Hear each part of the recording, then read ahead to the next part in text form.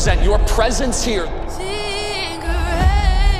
at the largest multi-day event in conservative grassroots history.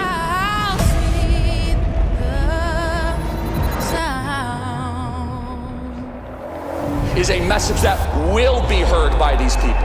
Phoenix, Arizona, people from all over the country. It's quite remarkable because it brings everybody together. One of my favorite of the year. Energy, the left doesn't want you to see it.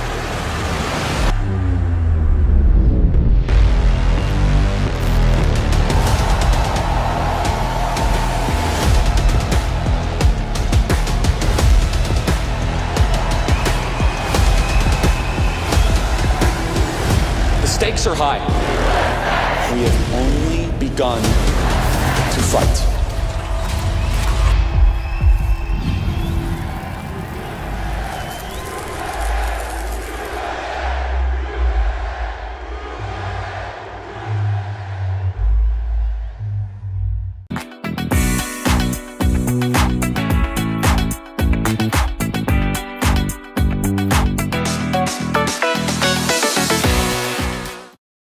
Grace and peace, you guys. Welcome to the Standard of Truth podcast, where we discuss all things social, cultural, political, and theological from a biblical perspective. I am your host, April Chapman, and I am so glad that you guys are here with me today. Happy Thursday. It has felt like a month.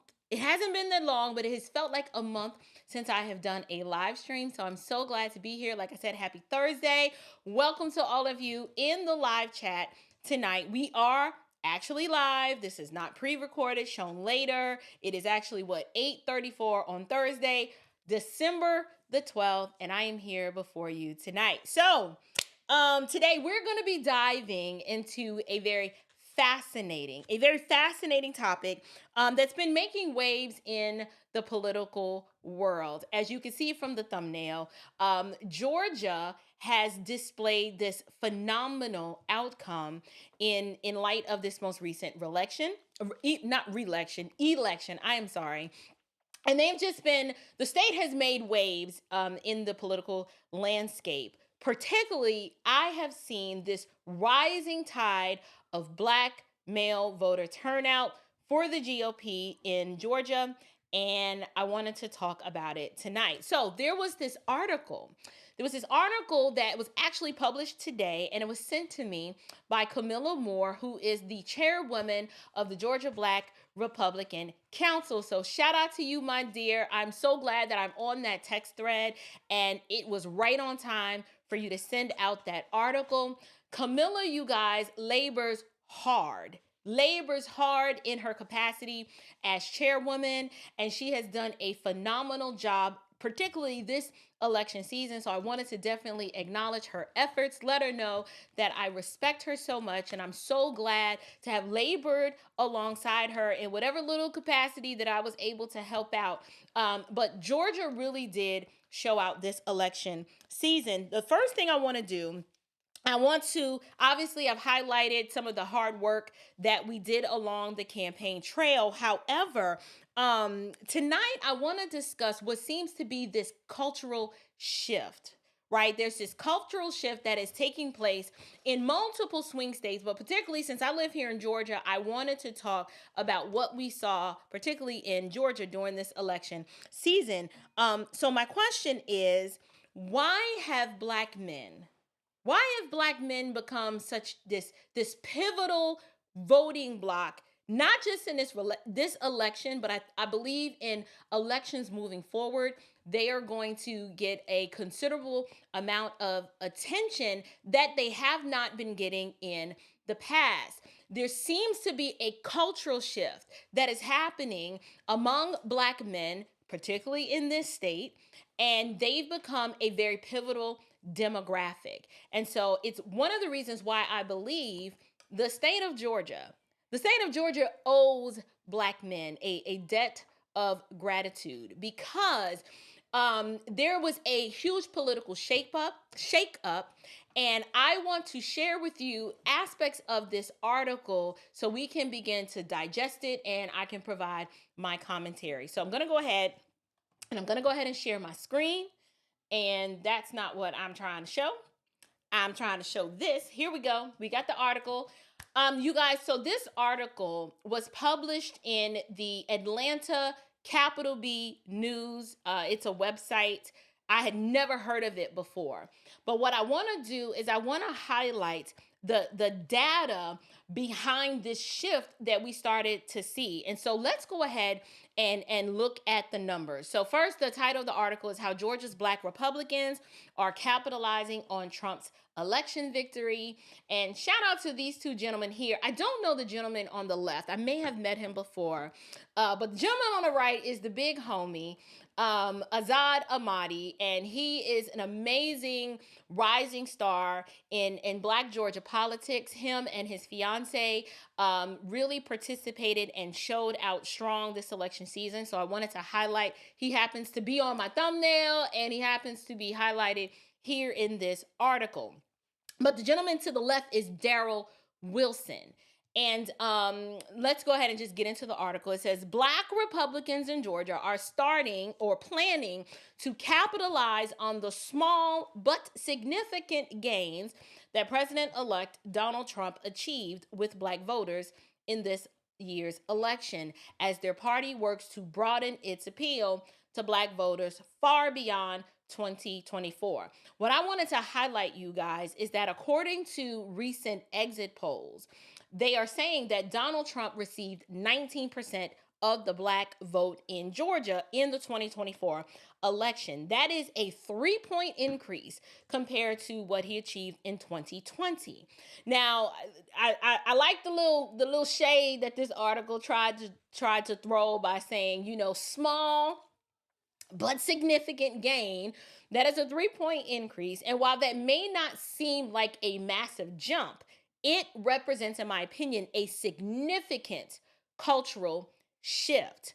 Why? Because for decades, Black men have been considered a reliable voting bloc, I'll say, for Democrats. Not as much as Black women, but definitely they've been considered a reliable voting bloc for the Democrat Party. But things are starting to change. Georgia is historically a blue stronghold when it comes to Black voters, but they saw a major dip in overall Black voter turnout this election. And so I want to examine, there were a few things that happened. You had low turnout combined with this resurgence of Black men voting for the GOP. There was this uptick in Black male support for Donald Trump. I wouldn't necessarily say for the GOP. It really was support for Trump.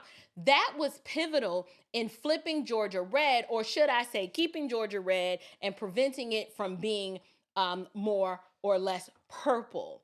But there are two things that I want to highlight. First of all, why did so many Black people stay home? I remember right after the election, I listened to the wolf that keeps on wolfing, Jamal Bryant, who was lamenting about the number of Black people in the state of Georgia that sat on the couch and chose to stay home. Why did so many Black people stay home? That was one of the pivotal questions that a lot of people were unable to come up with an answer for. And for me, I have to be sure to mention the impact of the Iron Triangle.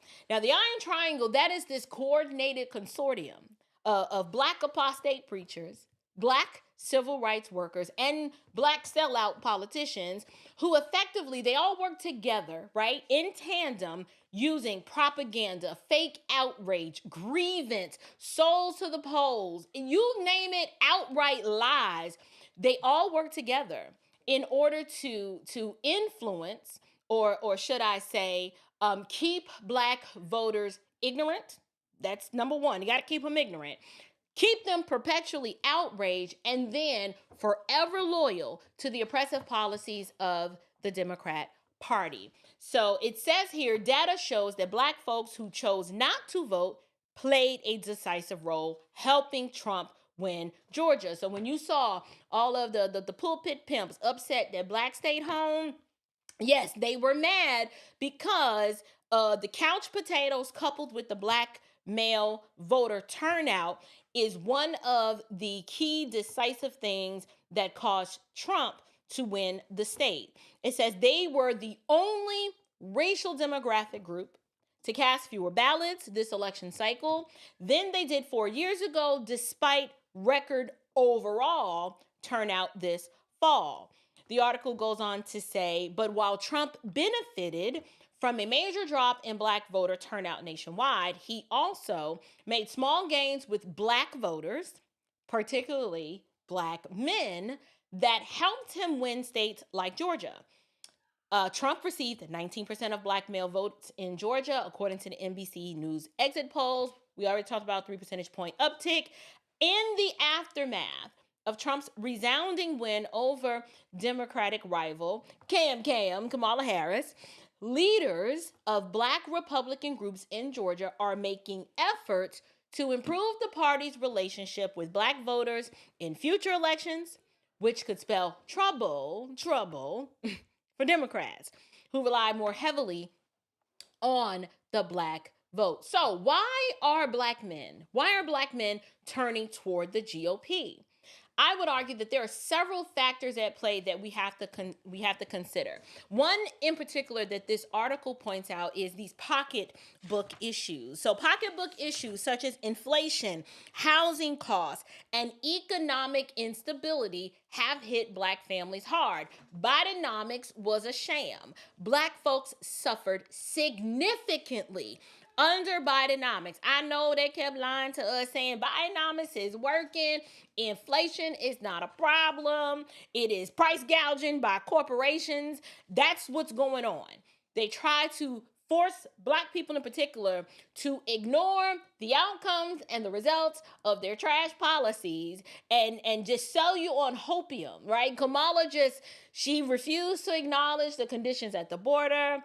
She would talk about housing costs, but instead of her providing some sort of economic plan to how she was going to bring the cost of housing down, she's like, we just gonna give everybody money to buy these overpriced, expensive houses without explaining that giving free money, which is really not free because it's taxpayer money, is going to cause the price of houses to go up because sellers are just going to build that $25,000 that she was trying to give you to get these houses. They're just going to add that to the price of the sale price of the home. Just kind of how it works.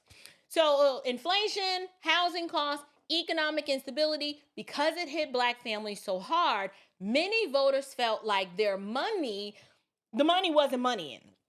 Right? It wasn't, they felt like they were unable to buy the things that they would regularly consume with the same income that they had because the cost of housing, the cost of energy, inflation overall was such a problem that they felt like their money went a whole lot further under Trump than under the current administration. That's just a fact. That is a reality. So you would think that the average pulpit pimp, right, such as William Murphy here in Atlanta, who pastors over at the Dream Center, or should I say the Nightmare Center, or Jamal Bryant, like I call him, the wolf that keeps on wolfing. Both of these pastors, they are constantly lamenting and whining and crying and talking about how giving is down and they got to cut back on staff. William Murphy in a Bible study recently was telling his staff and basically the whole church that we're going to need more y'all to volunteer around here because we ain't bringing enough money to support this payroll. And in order for us to do ministry, we can't pay you like we was paying you. Y'all need to be giving more and you need to be volunteering more of your time, not expecting money, because somehow he surmised from the scriptures that when you do what you were somehow, there was going to be like an increase in your pocket when you give your gift and talent, which essentially turned out he wants to really pimp people's gifts and talents because he don't want to pay them. I don't quite know how that works, but the fact is that these churches have experienced the downturn of this economy, and they've experienced having to cut staff because folks are not tithing. So you would think that if anybody would be championing for a candidate that could offer some sort of economic stability plan, that they would be on board with that. But no, that is too much like right. They cannot do that. When you are in bed with the Democratic Party and the Democratic Party is paying you to echo their talking points, you, in an effort to stay in the good graces of the Diddycrats, you'll take their money, but then when your people that you shepherd actually have to experience the outcomes and the negative consequences of the party that you told them to support, when it starts hitting your pockets, you would think they'd be like, something about this is not worth it. I know I was stomping hard for Kamala Harris, but my people are down bad because of her and her president's economy. I may need to rethink this, but they never do. So one of the shifts that is driving Black men supporting the GOP, number one, like I said, was these pocketbook issues. The other thing is this cultural conservatism. This is something that I noticed. You have issues like traditional family values, you have school choice, and opposition to policies like this taxpayer-funded gender-affirming surgeries have resounded deeply with Black men.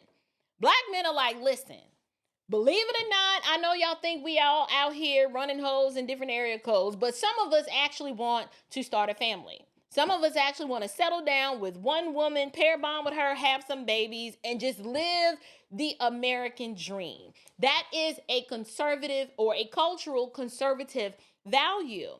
School choice was high because a lot of these men are starting to realize, even the ones that are dealing with the baby mama drama and trying to co-parent with the crazy baby mama, these men realize that the things that their children were learning in school were not conducive to their future academic success. And a lot of these men, when you talk to them, they're like, some of this stuff, these schools in the neighborhood where the baby mama live, is trash. I'm fighting against traffic, trying to get to the PTA meeting, and it ain't but like 2 parents there. The school is constantly performing at the bottom, and I want to give my kid a better opportunity. That's where school choice comes in. That's just part of this cultural conservatism. Conservatives believe in freedom to choose the things that work best for them. It's that independent mindset, functioning in your freedom. You don't have to go along with the group because what's always good for the group may not be good for you. School choice was big with Black men who are overwhelmingly involved, actively involved in the lives of their children, contrary to popular belief. You also had a part of this cultural conservative resurgence. You had opposition, let's just keep it 100, to policies like the taxpayer-funded gender reaffirming surgeries. That resonated deeply with culturally conservative Black men. They like, listen, I don't care what you do in your own bedroom, but please stop trying to push the idea that trans women are women, right? And I'm working hard. You're already taxing me to death. I don't want my tax dollars spent on affirming the delusion of these individuals who might be deeply suffering mentally, but I don't want to contribute to their demise by paying for these gender affirming surgeries. Culturally conservative Black men were like, yeah, that's gonna be a no for me. Black men also, despite having a very high population of sodomites in Atlanta, they spoke overwhelmingly, was like, listen, all right now, we y'all out here doing what y'all do. We already know Atlanta is a hotbed for this, but y'all have gone too far with this mess, and I'm tired of all of this gay stuff being shoved down my throat. Everywhere you go, it's a rainbow this and a rainbow that, and love is love. It's on the TV. It's on. You can't even turn on Netflix and watch a Netflix and chill with your girl without seeing a scene with 2 dudes trying to get down with the get down, right? Atlanta has a high population of Black gay men, And the ones here that are straight, they are not down with all this sauciness. Okay. They're like, this is just too much sauce for me. Now, there has been, what I'd like to point out, there has been a resurgence of Black male masculinity. I'm loving it. I mean, I understand people's pushback and issue with the manosphere, and I'm not necessarily talking about the manosphere. I'm just talking about your everyday run-of-the-mill Black dude who's like, listen, we need to make masculinity great again, and we are tired of hiding in the shadows, having to suppress what is naturally who we are. We're not down with all this progressive leftist stuff, and we're not about to protest about it. We just gonna do what men do, which is put their head down, stay focused on what the task is at hand. And they went to that ballot box and they spoke loud and clear, right? So I am glad to see the emergence of this Black male masculinity movement that I get some people are saying it's toxic. It's not toxic. It's just normal. We're so used to the feminization of our men, and we're so used to all this matriarchal squalor that when men just stand up and assert themselves and take their rightful place, it takes many of us by surprise because we're like, well, this is different. I don't think I've ever seen this before. And some of us women like me that I'm like, yes, let's do more of that. But then you have, the feminist crowd, they're intimidated by that because they realize that their reign is over. All of the yes, bow down to the queen, and it's all about the queen, like them days are over. You overplayed your hand, you took advantage of the situation, and no, nobody's here for that anymore. I believe that had a lot to do with the Black male voter turnout in 2020 when they tried to shove Stacey Abrams down our throat. Georgia men overwhelmingly were like, no, we don't want that. And then in 2024, they figure, okay, Stacey really wasn't their cup of tea. Let's give them Kamala, the fake Black, Indian chick with the ultra perm. Let's see if that we can at least coerce the men because she's a little easy on the eyes, unlike Stacey. And Black men was like, yeah, that's not gonna do it either. We don't care that she's cute. She's dumb as a box of rocks. That's not gonna work. But anyway, in the aftermath of what did I say? Oh, yeah, I read that already. I think I read that part already. Okay, so this is the part I want to highlight.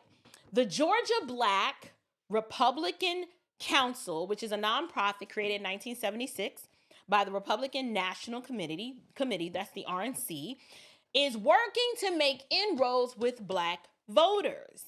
The group said it has seen its ranks grow by about 45% during the Trump era, which began in 2015, after Trump launched his first White House run. We need to just be honest and give credit where credit is due, y'all. Trump changed the game as it relates to the GOP. This is not the GOP of Daddy Bush or Dumbo Bush. This is not that GOP. Trump brought swag and style and edge to the Republican Party. And you can like him or hate him, you at least need to admit that the Republican Party of yesteryear didn't really have an attractional model because they struggled with messaging.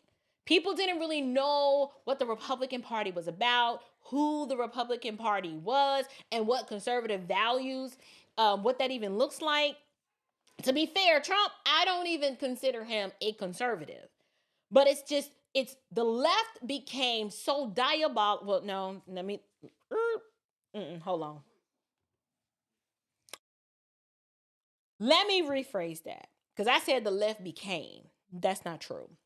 The Democrats have always been diabolical, evil, oppressive, subjugating. They're the party of Jim Crow. They are the party of slavery. They are the party of all of the oppression and subjugation that Black folks complain about. That who they were and who they are is just so bad that it really made Trump look better than what He really is. He's really not a true blue conservative. He's more moderate, kind of center right with some left leaning or former left leaning worldviews, but overwhelmingly, he looks really conservative because the culture is just so trash right now. But we got to give credit where credit is due. Trump made the GOP sexy again. He made it cool to be like, you know what? Yeah, I voted Republican. So what? What you gonna do about it? Like, what, you want to fight me? Go ahead and fight me. But I know I'm armed, and you're probably not, because you weak like a girly man, and you want gun reform. So anyway, yes, I took a shot there. But anyway, the council's chairman, why do you keep calling Camilla chairman? She's the chairwoman, says the group has a multi-pronged plan that includes greater community outreach and lobbying efforts to deliver on issues important to Black voters, focusing on the pocketbook and cultural issues that motivated some Black voters to Trump in this election. Then it says part of that strategy involves using non-traditional media. I would like to think that I had something to do with that, not by myself. I wasn't alone. But overwhelmingly, America has checked out of mainstream news media. One, you can't trust them. They're the fake. Y'all can blame Trump for that. Trump is the one that let the cat out the bag and started calling mainstream media fake news. And it's true. It was fake news. They were no longer journalists. They became propagandists, which forced independent media to emerge, such as your podcasters, your YouTubers, your social media influencers. More people are tuning in to channels like this, and they're tuning in to see, well, what does my favorite podcaster have to say about this? Because one, they're loyal. The audience is loyal to our voice because they know that we take our credibility very serious. And then two, they get to listen to multiple people, personalities, and we don't all sound like a parrot. Some of us agree here and then we don't agree there. And people are allowed to objectively just formulate their own opinions and gain and ascertain new information that they didn't previously have access to when they were only beholden to mainstream media. So, that non-traditional media, it's an approach that has proved to be integral in recruiting for the Black conservative cause during the Trump era. Here's another point I wanted to highlight. In February of 2025, for example, TV personality Judge Joe Brown will headline the annual Black History Month Gala for the Georgia Black Republican Council. Brown, who stumped for Trump in Georgia multiple times this year, is one of several conservatives whose voices have resonated with Black Georgians on YouTube and other social media sites this campaign season. To be fair, I had Judge Joe Brown on this channel. You can see Judge Joe Brown on multiple YouTube channels. There was an event, a live event here in Atlanta, a dinner that I attended, and he was the guest of honor, and he spoke. I would not say that Judge Joe Brown stumped for Trump. I'm going to tell you what Judge Joe Brown did. Judge Joe Brown spoke the truth and uncovered who Kamala Harris and Joe Biden were. And he made it clear that in this election, he didn't talk down to Black men like Barack Obama and say, you need to vote for her because she's Black and she's a woman. Judge Joe Brown stood on his masculine square and said, listen, you got a choice in this election. I've uncovered and told you everything that I know about this chick and her agenda and what she's really all about and who she was back then on her back and on her knees and who she is now. And then you have Trump, and this is what he's offering. He's offering this, and this. We need you to make a logical decision based on the information that you've been given, and you make your choice. But he also explained the repercussions of what would happen if we chose on our own recognizance, not by threatening us and lying to us with propaganda. He was like, look, this is just the reality. If you vote for her, this is where this country is headed. This is not the American way. This is the American way. This is what they're trying to do to your kids. They all about killing babies and being a bunch of freak nasty diddycrats. Now, that's what you want. Fine. Go vote for that. But if you want what's over here that's going to be good for America, because what's good for America is good for Black America, then the choice should be clear. So that's the only correction that I would add to this article. I wouldn't say he necessarily stumped for Trump. I never saw him hold a Trump sign.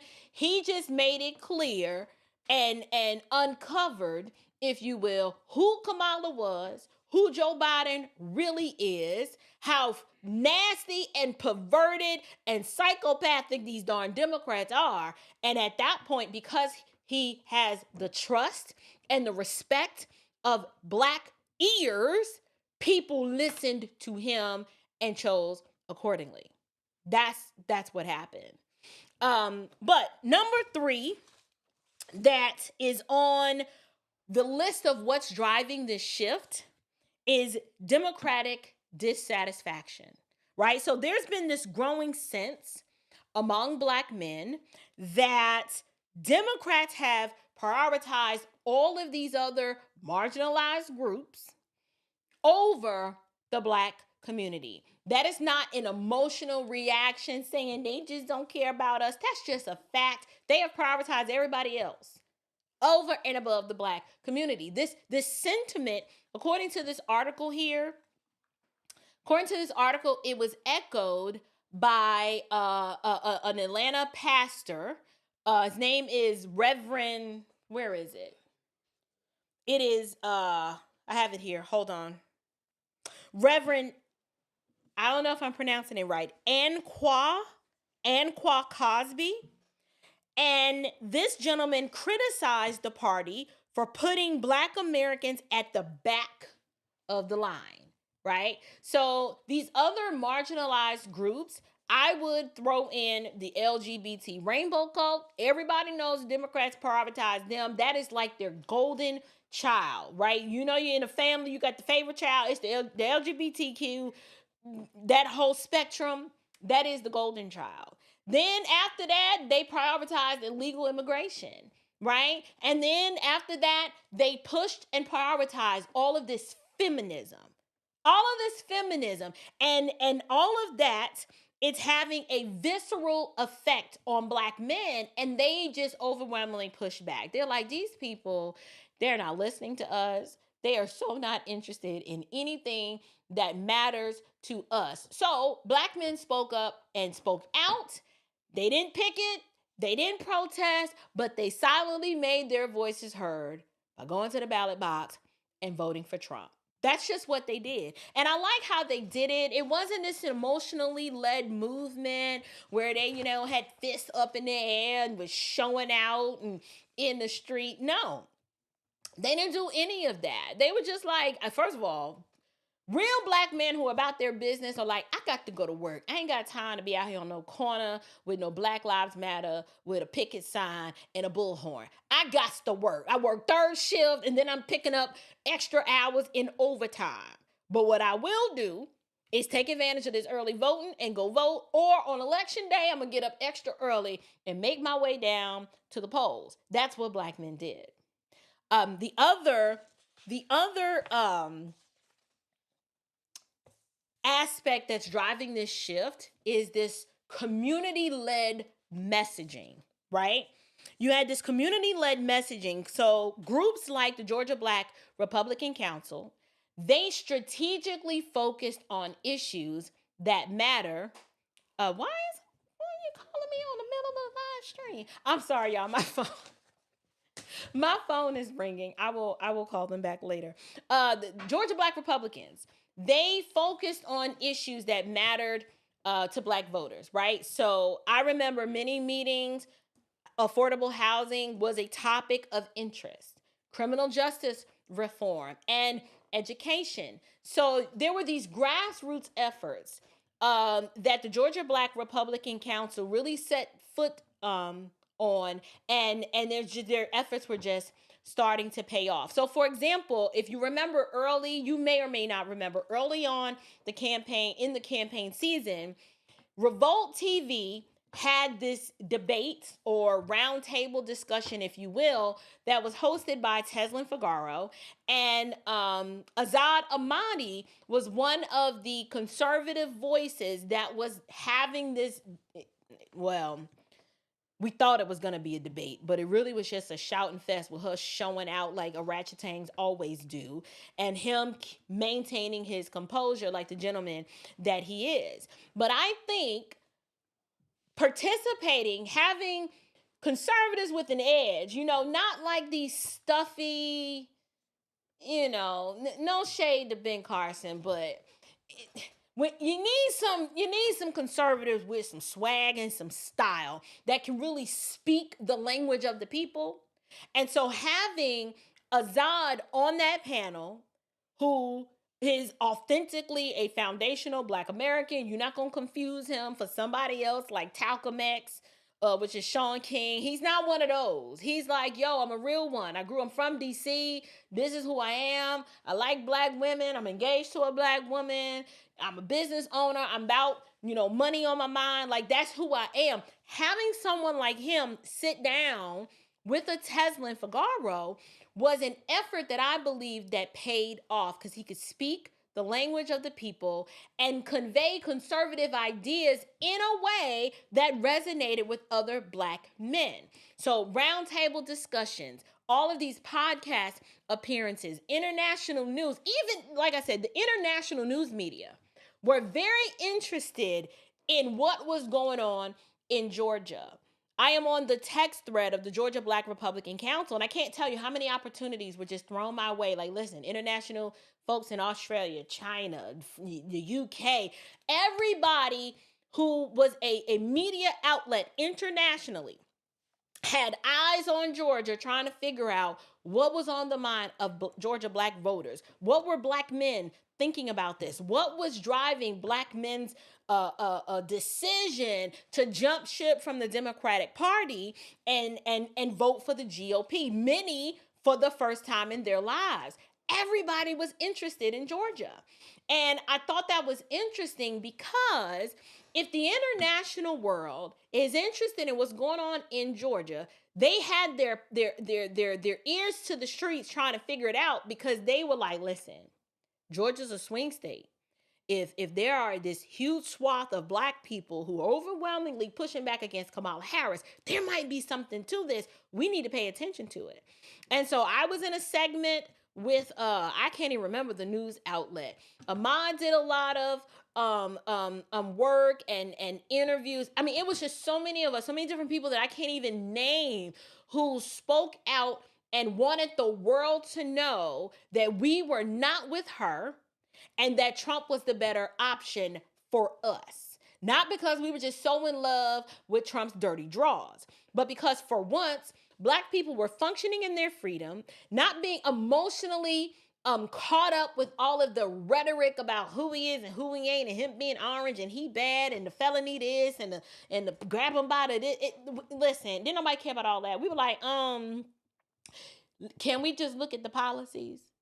Can we just talk about the policies and compare the two? And overwhelmingly, his policies won us over where Kamala's fell flat. It just fell flat. So, what does this mean for the GOP, right? This shift, I would say, represents a very golden opportunity for Republicans, but it also comes with some responsibilities. Because Black Republicans in Georgia, they are already making moves. We're not just stopping and like, okay, well, we won and now we about to sit back. No, this is where the real work begins. They are already making moves to capitalize on these gains. A 3-point uptick is huge, right? So organizations like the Georgia Black Republican Council, they are leading the way in this effort, leading the charge with plans for more community outreach. There are even talks of lobbying efforts and even launching a podcast to engage Black voters. I was like, okay, well, that's what we're talking about. Now, I didn't start my platform to necessarily engage Black voters. I'm an American. I'm a patriot. I love this country. So whoever wants to listen to me, I don't care what ethnicity you are. The truth is the truth, and it don't really care about how your melanin presents itself in the world. However, if the GOP wants to sustain this momentum, they need to deliver on their promises.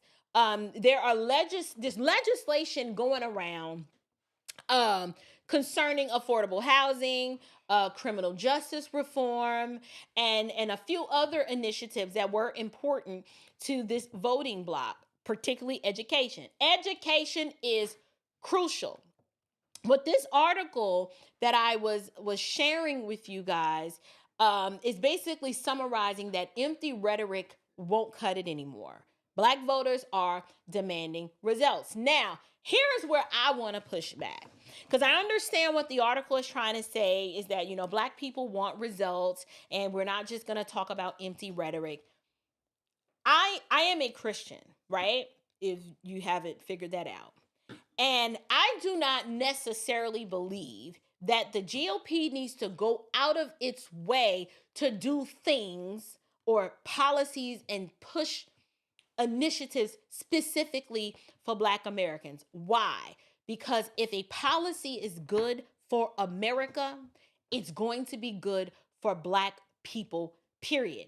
White people and Black people outside a few key areas don't have some sort of special needs that need to be attended to unless you're in the race grievance crowd and you're all on the whole reparations train. If you're not on the reparations train, a good policy is just a good policy, and it's going to work for you if you know how to function in your freedom, right? When America wins, we win.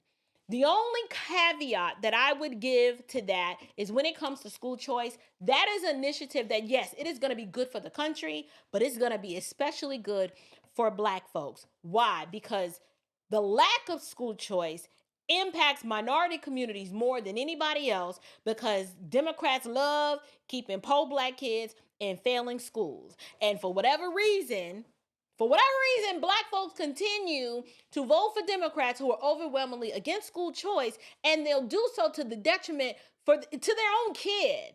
Like, forget the fact that your kid needs an opportunity to be educated in a better school. You'll bypass the needs of your own children to support a policy that is telling you that you don't deserve no school choice. What they do is they lie to Black folks and say school choice is bad because it takes money out the school and gives it to rich white folks, when that's not true. First of all, if you're rich and you're white, you don't need school choice. Why? Because you got your own money and you're already sending your kid to the school of your choice. You are spending the money out of your own pocket, not from some government subsidy, to educate your child as you see fit. So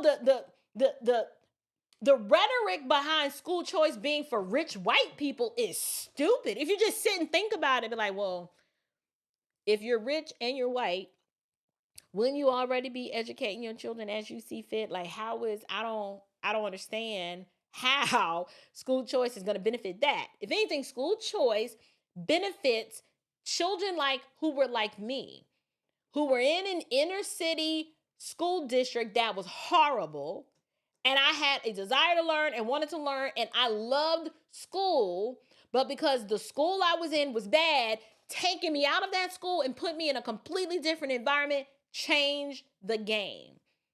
So my mama was doing school choice before school choice was a thing. Basically, she just told the liberals in our school district, I'm taking her out. I dare you do something about it. And if you don't release her records, I'll come back there and get her myself. And then we're going to have more problems, because then I'm going to get violent. And I know y'all don't want a Black woman getting violent up in here in the Bronx. That's basically how that went down. The other exception to this rule, where I don't believe Blacks need something special for us, is protecting 2A. Protecting 2A is good for America, but particularly the Second Amendment is good for us. Why? We're terrorized in our own neighborhoods by the people who look just like us. And having the ability to carry and bear arms and to use it judiciously to protect yourself is one of the best ways that you could put Taquayshawn in his place, and you ain't gonna have no problems. Like, if everybody on the block know you got 4 ARs and some 9mm in the house, are they really gonna roll up on you? Right? Are they really really willing to find out if fat meat is greasy? Probably not. But in the inner city, particularly like New York City and Chicago, there's a lot of gun violence there because you don't have an armed electorate. People are not allowed to do what should be instinctive and basic to them, which is to protect themselves. Yes, protect yourself from Taquayshawn, but be able to protect yourself from the government.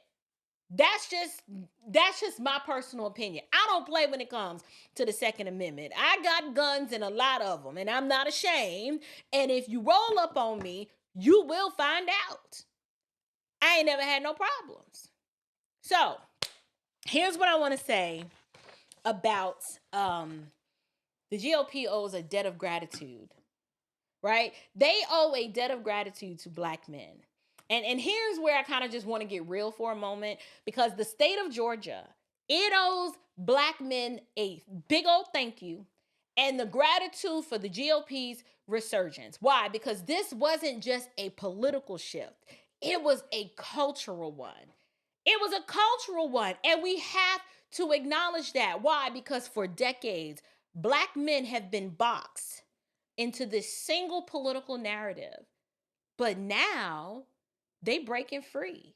They are exploring their options. They don't give a damn what anybody else cares about it. They're just like, forget what y'all talking about. I'm exploring the option that's best for me, and I am voting my values.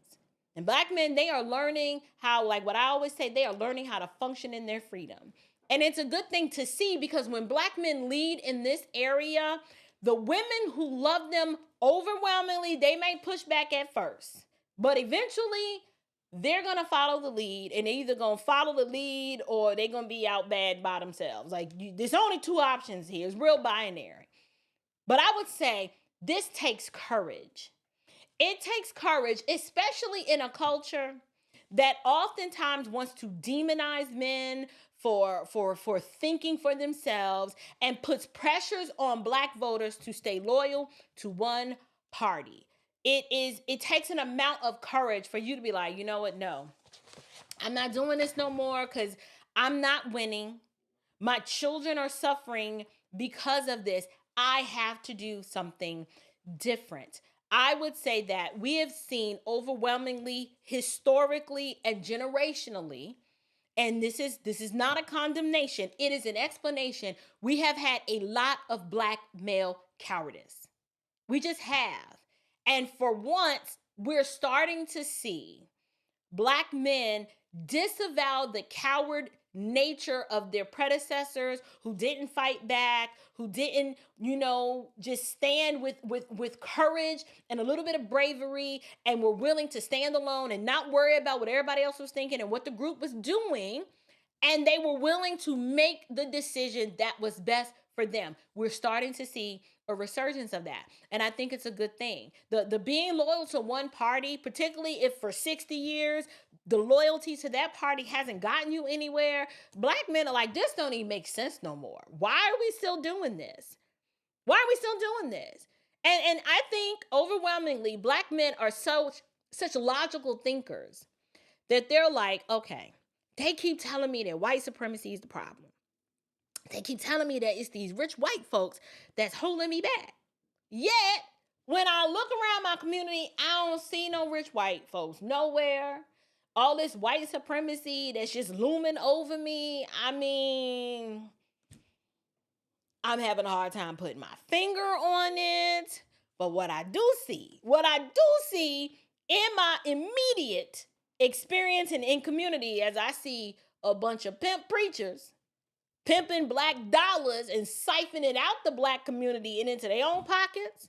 I see a whole lot of Black politicians making a whole lot of promises that they never keep, yet their net worth continues to increase in value. And I see a whole lot of Black civil rights workers who always want to cry about no justice, no peace with their fists in the air, but then they go out to the West Coast and they buy property behind big old pearly gates, and then we don't hear from them ever again. This is what I'm saying. I've heard a lot of Black men comment and note. They're like, we're just reading the room. So the narrative of being loyal to one party is no longer working because Black men are seeing that we're not really getting anything for our vote. So what I'm saying is we should celebrate this moment. We should celebrate this moment as a win for political diversity. And when I say political diversity, meaning when you go to a Georgia Black Republican Council meeting, it's a beautiful array of melanin, but we all don't think the same. We all have different backgrounds and different experiences. But it's political diversity because we welcome some differences in ideological thought, but we also understand and recognize that there's some basic fundamental truths that we must hold to as a community if we are to flourish. And one of those is the strength of the family, education, and economic independence. Those are the top three things that almost all conservatives, particularly Black ones, we all agree that you may have a difference of opinion on this thing and versus this thing over here. But when it comes to those three things, we agree. We agree. And so I'm all for the empowerment of Black men who want to think critically and who want to vote according to their convictions and not necessarily siding with the group. So at the end of the day, the question is, what does this mean for the future? I mean, you have this political landscape in Georgia now that perhaps is probably going to have nationwide implications. Things are starting to change. America spoke and was like, hell to the no, we don't want these Diddycrats. We don't want this, right? And Black male voters, they are proving to be this powerful force, and their influence, it was felt in 2020, at least here in the midterms. Was that 2022? It was felt in the midterms. It was felt in 2020. It was felt in Georgia in the midterms. And their influence is only going to continue to grow as both parties vie for their support. But only one of those parties is willing to bend the knee and acquiesce to what they want. And that's the GOP, because the Democrats are too busy out here chasing behind sexual perversion and killing babies. That's what they out there doing. And Black men are like, nah, we don't want that. We want this over here. And so, overall, I didn't want to be on here forever. I think I've been on here, let's see, a little bit, almost an hour. I'm going to wrap it up here. What I want to do is at least talk about what does this mean for the future, right? Where does this leave us as believers in terms of what we should be doing?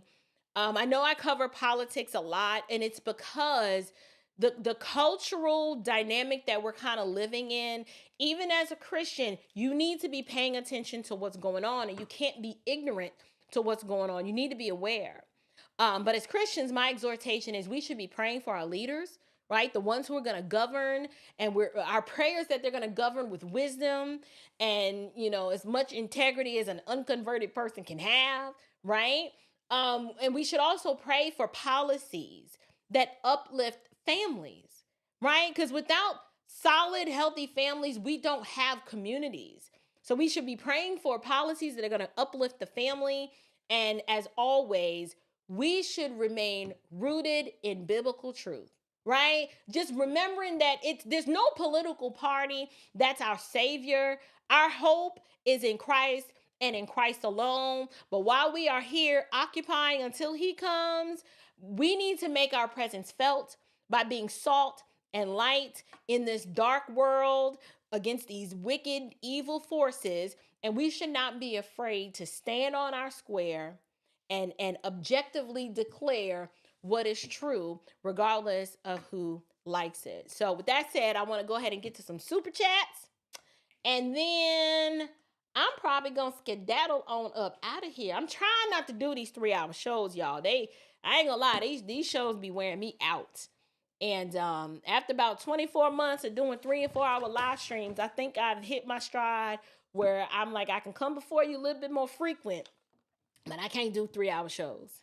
Shout out to Albino. Albino says feminism is dead. Men trying to save babies. Some women wish to delete. Men do know love and truth. I would agree and affirm that. It concerns me that the culture has shifted and we've become so depraved that when a man actually endeavors to take responsibility and say, okay, I got you pregnant, let's just raise the baby. It's not always the men that are out here advocating for the baby deletion. It's these women. And they don't take into consideration when a man is like, listen, I'm right here. Like, you don't have to do this. Please don't kill my baby. And they're like, forget what you want. We ain't thinking about what you got going on over here.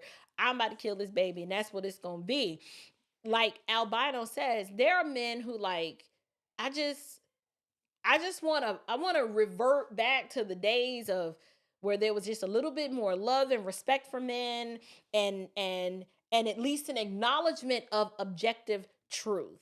All of this subjective truth, because men are more logical and less emotional, they are less inclined to sign up and agree for all of this leftist progressive stuff. 'Cause they're like, this don't even make any sense. Like, logically, this doesn't make sense. How are you going to try to convince me that a man can be a woman if he feels like it? To a masculine man, he like, I ain't never had that kind of thought a day in my life. And there's nothing you can convince me or say to me to make me believe that that is possible. They're like, I don't need science to tell me I'm a man. No, you just can't be a woman. I know how these pipes and things work. It's not possible. Thank you, Albino, for that super chat. Brother Anthony, hey friend, how are you today? Anthony says, praise the Lord, April. We have to stay of execution. We have a stay of execution. Time to educate. Real men aren't victims. We get the job done. I know that's right. Y'all sure do. Trades and civics, but seek ye first the kingdom of God. He says, he's the source of our wisdom. Thanks, April. God bless. Amen. Thank you, Brother Anthony, for that. I would echo that sentiment. All the treasures of wisdom and knowledge are hidden in Christ. And if Christ and God's word is not the source of your wisdom, apart from the wisdom of God, like, you can't know anything, right? Knowledge comes from the Holy One, and insight, that's where it comes from. And so I would agree with that sentiment. Thank you so much for your support tonight. I greatly appreciate it. God bless you too, Brother Anthony. I'm telling you. No, for real, I'm telling you, that's the name of his YouTube handle. He says, FYI, Darrell Wilson is the former chairman of Georgia GOP's 6th congressional district. Thank you. I'm telling you, I did not know that. Like I said, I'm actually new to Georgia. Well, when I say new to Georgia politics, meaning like in 2020, I was engaged, but I was too busy being a homeschool mom and running my business. So names of politicians escape me most times. I don't be knowing who these people are. And to be fair, I made a vow to myself a couple of months ago. I was like, I'm not endorsing nobody. Like, to me, it's safer to not endorse. Outside of the president, that's different. But like on this local stuff, I will come out. I'm gonna support everybody as long as we're on the same side. But in terms of physically endorsing, I will endorse whoever the candidate is. But I'm not doing it ahead of time. I'm not gonna do that. But yeah, hey, Sister Angela. Angela said the Diddycrats do not deserve our votes. I know that's right, girl. Listen, I'm gonna do a show. So my client and friend Vince Everett Ellison has already done a show about the Diddycrats, and I have yet to give my take on it. I'm getting there. I'm gonna get there. It just takes me a while to put my stuff together. He's way more talented than I am, but they don't deserve our votes. And I didn't come up with that term. The Diddycrats, that is Vince's term, but I have been using it with permission. We're trying to make that term stick So whenever you talk about Democrats, you need to do hashtag Diddycrats. That is their name. That is who they are. So that's the new term that we're gonna use. Hey Jerry Early. He says, thank you, listening from Big Island, Hawaii. Aloha. I didn't even know I had people in Hawaii who knew who I was. Thank you, Brother Jerry. I'm so grateful for your contribution tonight and for you listening all the way from Hawaii. You guys had Tulsi Gabbard, and she is now switched sides onto the GOP. And I didn't know much about Tulsi outside of the smackdown that she gave Kamala in 2020. And I was like, who is this? I was very impressed with Tulsi, even when she was a Democrat. She's incredibly intelligent, and she's a serviceman. I mean, there's a woman, there's so many things that I like about her. Don't agree with her on everything, but the Democrats messed up. They messed up. And they probably did it on purpose because Kamala is somebody they could puppeteer and control, and Tulsi, she's not that. So, that's why somebody like Tulsi would never be a rising star in the Diddycrat party. But thank you for that super chat, Brother Jerry. Then we have ENT Shop says mandatory gun range training quotas would clean up America's streets. Criminals only prey on the weak. Republicans equal God, family, and protection. ENT Shop, that was not always your YouTube handle, was it? Because I'm looking at your picture, and I think you would call something else. But brother, when I tell you, that is a brilliant idea. Mandatory gun range training. I'm telling you, take Quayshawn, be like, I'm not messing. That whole neighborhood right there, everybody got a gun. Ain't gonna be no home invasions. Nobody's gonna be trying to kick your door in. They're not gonna roll up on your property, rumbling through your car. If they already know that they gonna get shot on sight, there is a lower chance of somebody trying you. I'm telling you, it's just how it is. It's how it works. It's common sense. Now you're gonna have some sacrificial lambs, the ones that didn't know no betters, who try you and really think that it's just a threat when they actually get that cap. You know what I'm saying? The word gets out. Don't mess with them over there. They shoot, and they shoots to kill. Okay. But he's right. Criminals, they only prey on the weak and the vulnerable. When they know you're weak, defenseless, vulnerable, you are easy prey. This is why I can't understand for the life of me why black people who are always talking about how vulnerable of a population they are and how white supremacy is such a threat and the police are hunting them down, you of all people should want to always stay packing. For a group of people that love Jesus so much, I don't understand why Jesus in your heart and your 9 on your hip is not like the mantra of the day. Like, everybody should know, black people should be known for that. We keep Jesus in our heart and 9 millimeters on our hip. Try me if you want to. Try Jesus, don't try me. Just saying. But because you have the pulpit pimps who are in bed with the Diddycrats, they don't even call it gun control anymore because they know that verbiage comes with baggage and negative connotations. So what they do now is they call it gun reform, which is code for gun control. We don't need gun reform.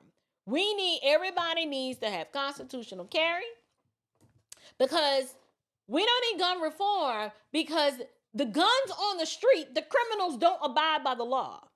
If you disarm citizens, they have no recourse to protect themselves from the criminals and the gangs. You're not getting my guns. Yeah, no. If anything, I need more. Just saying. I know y'all like, why this girl so obsessed with guns? Because guns, I like God and guns. That's why. I don't see the problem. I really don't. But anyway, you guys have been phenomenal tonight. Great job for showing up and engaging with me in the live chat. It is an hour and 5 minutes into the show. That is all that I had prepared to talk about tonight. I have some great things in store for 2025. We're on the mad dash. toward 100,000 subscribers. So what I'd like for you to do, guys, follow the Standard of Truth podcast on Facebook, Instagram, and X. I am trying to grow my presence on those platforms as well as over here. I would love to hit 100,000 subscribers before February. That is my goal. So I normally don't ask y'all to subscribe, but yes, tonight I'm asking you to subscribe. It is very important because I want to hit that milestone. I do. I want to hit that milestone, and we're gonna have a celebration. Like when I hit 100,000 subscribers, I'm gonna throw a party in the Atlanta metro area for all of my subscribers and people who have supported me, just as my way, obviously, to celebrate the milestone, but to say thank you to you. So you'll get more information about that once I cross 100,000 subs. We'll pick a date, put it on the calendar, and you gotta roll through. You gotta come, and we're gonna have a good time and just celebrate, because it is a huge accomplishment to have that amount of influence in light of the commentary that I provide. It's spicy. It ain't for everybody, and I know that. But 85,000 of y'all thought, or 86 thought or think that it is relevant enough to give me your subscription, and I don't take that for granted. So if you could help me reach that milestone by sharing the content with more people and ensuring that you are subscribed with the bell notification so that you know when I go live, I'll post a new video. Also, I will be uploading more content throughout the week. So I won't leave you guys starving just for a live stream. I'm trying to hit like these 30-minute or less videos so I can get in and just get out. They're not, very deep, exhaustive commentary, but it is my reactions and my thoughts to the topics of the day. So you probably saw an uptick of that this week on the channel. Go ahead and catch up and watch. Hopefully those will be of value to you. And I'm still going to live stream. I'm just not going to live stream as long because it's laborious, you guys. It takes a lot out of me. And so, yes, you got to come, Angela. You have to come. Only God's truth matters, but I don't live near you. I know. Well, I might live stream it, right? We might live stream the party and you can kind of vicariously live through us. I don't know. I'll do my best to figure out a way to incorporate those who have a desire to celebrate but can't come to Atlanta. Next week, you guys, I will be on the road. So Wednesday through Sunday, I will be in Phoenix at Turning Point USA's AmeriFest. It is like the highlight of the conservative calendar next to CPAC. I will be there representing the Standard of Truth podcast and Standard House Media. Excited I'm going to be with the big homie, Henry, and the lovely Chrisita Morris, my producer and production assistant. We're all going to be getting together, and I'll be doing interviews on the ground. I'm going to be working. It's going to be a busy week for sure.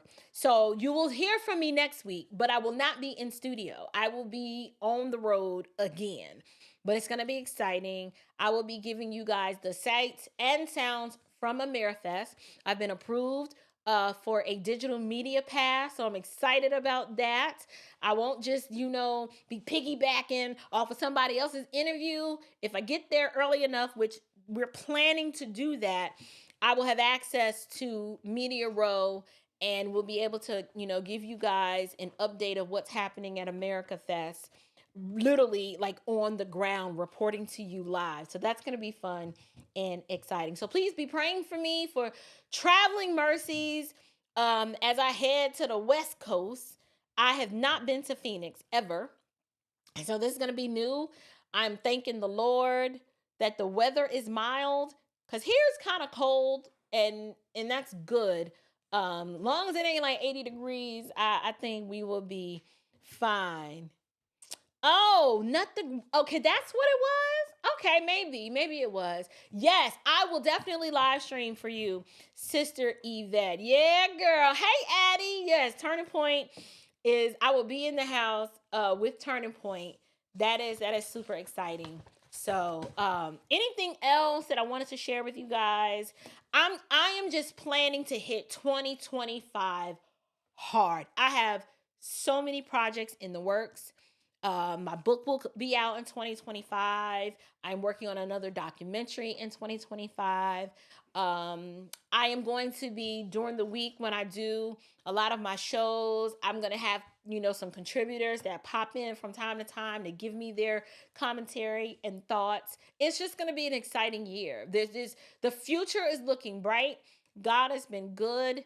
And I'm just excited for the direction that the channel is going. So you guys kind of pay attention, keep your ears, tuned to the streets. Like I said, follow me on the other social media platforms, and it's just going to be an amazing ride. So I love you guys with the love of the Lord. And until next time, you guys, grace and peace.